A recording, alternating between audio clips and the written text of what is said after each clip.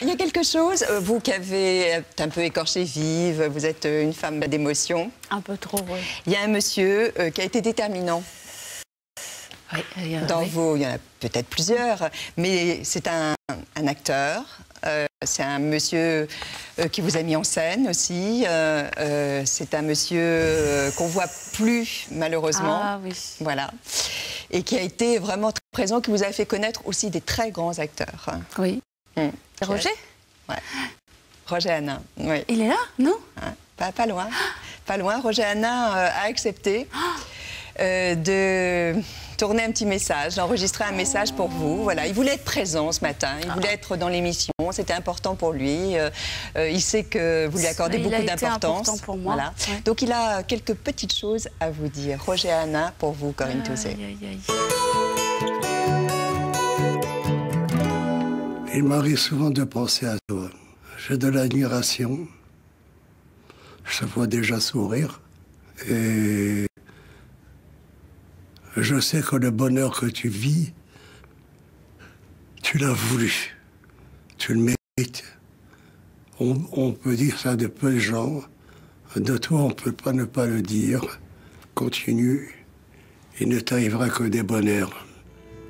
Il y a une question à laquelle je pense souvent. Pourquoi est-ce que tu n'as jamais tourné comme metteur en scène? Tu as tout ce qu'il faut. L'expérience, la pratique des acteurs et des actrices, l'intelligence des textes. Fais-le. Pardon. Merci beaucoup, Roger. Merci, Roger, d'avoir accepté de dire ces quelques mots.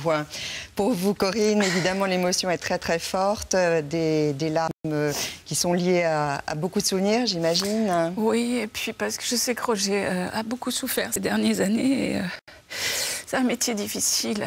C'est un métier difficile. Je lui dois beaucoup. C'est là le seul, j'affirme, qui m'est dépanné quand j'étais dans la mouise. C'est le seul. Qui m'a jamais oublié et qui m'a offert Célimène, un des plus beaux rôles du répertoire, alors que j'étais enceinte.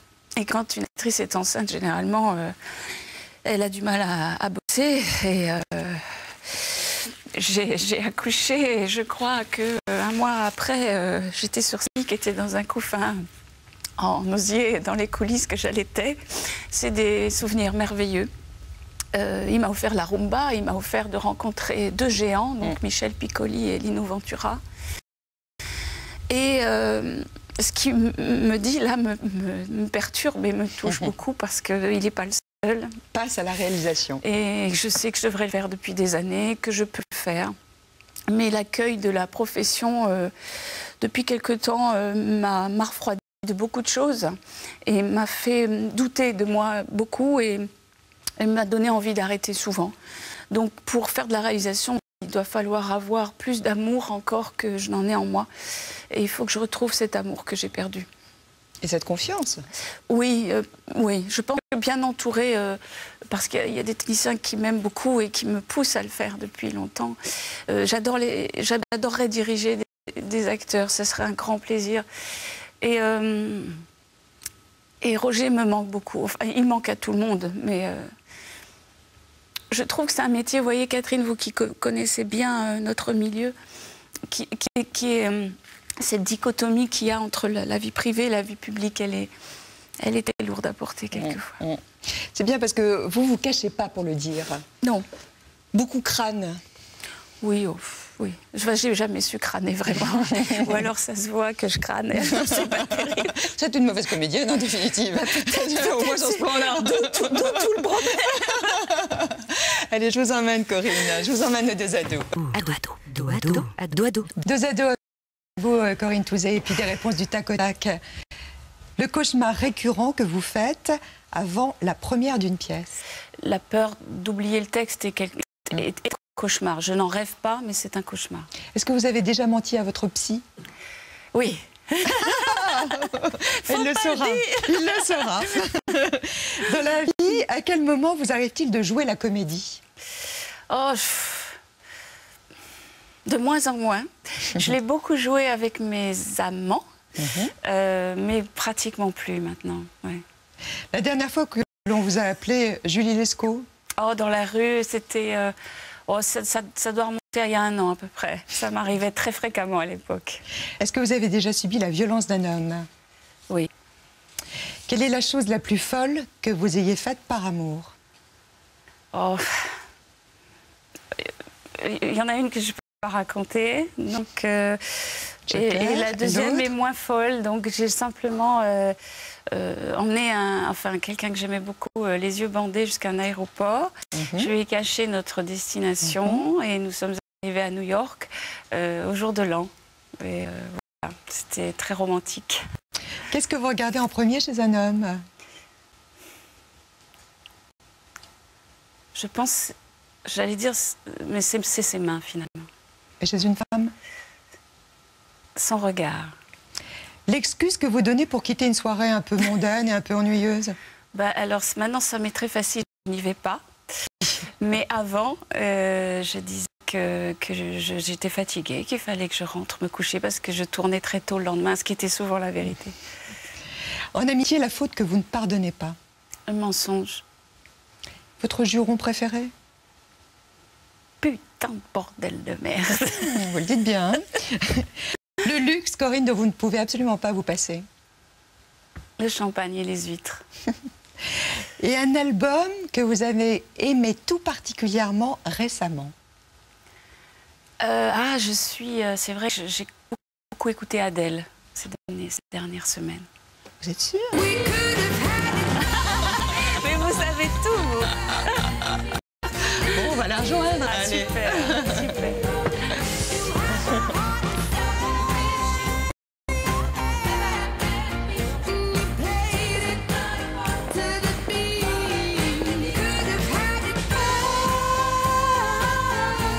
Elle a une voix, hein. Elle est jeune. Elle est anglaise. Ouais. Talent fou. Très soul. Hein, c'est beau, très beau. Puis elle a un look physique, en plus totalement voilà. 60 que j'adore. Tout à fait, style, elle va jusqu'au bout. Style Mad Men. Ouais, j'adore Mad Men. Ah, oui. J'adore, j'ai tout. J'enregistre quand je suis pas là et tout. Oui, Ah, ouais, deuxième point commun. trop bon. Bon, je voudrais vous offrir un livre qui va beaucoup vous plaire. Ah. Vous qui êtes très attiré par la nature. Ouais. Quel est votre arbre préféré? J'aime beaucoup le tilleul. Ah. Ouais. Je trouve que c'est... Pour les tisanes ou... Oh oui, Aussi? j'en récolte chaque année, je le fais sécher. Mais ça, c'est un parfum extraordinaire. Regardez-moi, c'est cette encyclopédie des 600 plus beaux arbres du monde. Ça, c'est un cadeau magnifique. C'est aux éditions Flammarion. Alors là, vous allez bien sûr avoir le tilleul, mais il y en a bien d'autres. Il y a tellement d'arbres que je ne connais pas. Donc, Alors, il y a en plus, il y a le nom latin, ce qui n'est pas, Très pas bien. désagréable, et surtout le dessin la feuille. de la feuille. Et ça, c'est très important. Ouais. Je pense ensuite pour les repérer. Voilà. Ça me plaît quel bien beau cadeau. de vous l'offrir. Merci, merci beaucoup. Alors, c'est tous les jours, c'est à 19h, ça s'appelle Soif. Vous aurez soif et vous en demanderez. Ça fait faim. C'est sûr. Au théâtre du Petit Saint-Martin. Oui, au théâtre du Petit Saint-Martin. Puis c'est agréable, voilà, on passe un bon moment, on se retrouve en plus dans l'histoire, Oui. nécessairement. Obligatoirement. Hein, quelle que soit sa propre histoire. Oui, et quel que soit son âge, à un moment ou un autre, on a déjà vécu ça. Marilyn Cavin, exposée sur le plateau de Théo Café ce matin. D'accord. C'est ce que vous regardiez D'accord. tout à l'heure. Elle expose aussi à la galerie L'Atelier, avenue Jean-Baptiste Clément, à Boulogne, pas très très loin d'ailleurs de ce studio. Elle peint des natures mortes, dit-elle, contemporaines. Elle met en scène un élément figuratif et le fait évoluer dans un décor abstrait. Marilyn Cavin. Samedi prochain, nous serons en compagnie d'Emmanuelle Laborie. Vous connaissez cette comédienne qui défend avec beaucoup de force la cause des sourds et des malentendants. Elle pousse un cri actuellement parce qu'il lui manque des subventions pour son théâtre. Elle sera avec nous partiellement dans l'émission, puisque ensuite, nous aurons une interview exclusive de John Baez. John Baez, ouais. John Baez est en France actuellement. Elle était notamment à la de l'Humanité, elle tourne et elle donne pas mal de représentations en France parce qu'elle a un public, elle aime la France, elle nous en a parlé. Elle parle parfaitement français, je Elle crois. parle pas Non mal le français, mais elle sait, on l'a interrogée plutôt en anglais parce que c'est plus easy pour elle. D'accord, d'accord. Voilà. C'est plus confortable. Beaucoup plus confortable. Et puis Jacques Weber, le comédien, beaucoup de talent aussi, il sera avec nous. Il nous parlera bien d'un livre et puis il nous parlera aussi d'une fiction. Ce sera dans quelques jours sur France 2. Jacques Weber, dimanche à 7h. Portez-vous bien surtout. Merci. Il y a un petit bonus qui vous attend sur Internet. Si vous aimez beaucoup Corinne, vous aimez rentrer dans son intimité, alors je vous le recommande. Elle a ouvert son sac. Ah oui, c'est vrai, oh là là, ouais. Ça craint. Et on a pu découvrir ce qu'il y avait à l'intérieur. Ça craint. Bon, je ne vous en dis pas plus, c'est sur Internet. L'émission est rediffusée cette nuit. Il n'y a pas de préservatif, ne rêvez pas. Mais il y a pas mal d'autres choses. Il n'y a pas que les préservatifs dans Non, mais je pense qu'il y a tout de suite des gens qui ont dû... Ah oui, oui, l'esprit mal tourné. Oui, c'est ça. Pas du tout. Bon, bah, Corinne, portez-vous bien. Merci continuez pour votre accueil. voilà, Merci d'être venue voir le spectacle. Beau parcours, un parcours voilà, d'une